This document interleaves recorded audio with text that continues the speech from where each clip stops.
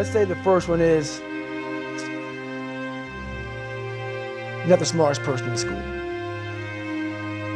I had that issue. So my big thing was how I addressed that problem was I had to sit down. Each thing that is wrong with you has to be a focal point.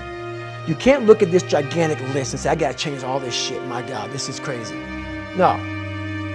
You take off the first one. I want to be smarter. For me, that was my thing. I have to become more intelligent. I have such a severe learning disability, man. I can't retain shit. I had to now get that one thing and then strategize in that one problem. How can I do this? I'm not going to learn like you. I'm not going to learn like anybody else. How am I going to figure this out? So I then figured out, okay, where are my strengths here? Where are my weaknesses in learning?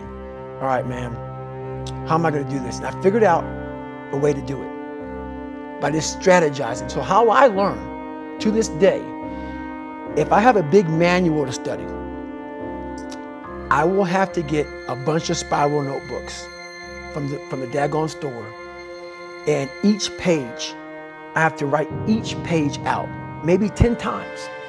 So there was a 1,000-page dive manual that I got 18 months before I went to dive school.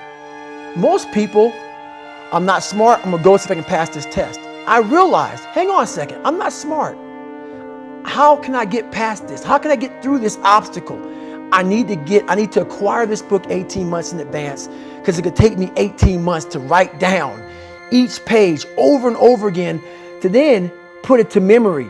So when the question came up, I had written that question so many times down on paper that I can recall, okay, page 71 was where I remember seeing this, and I can recall it that way. And that's how I did it. So you got to strategize on each problem you have in life. Slowly break down that problem. Don't think about all the problems you have, just one at a time.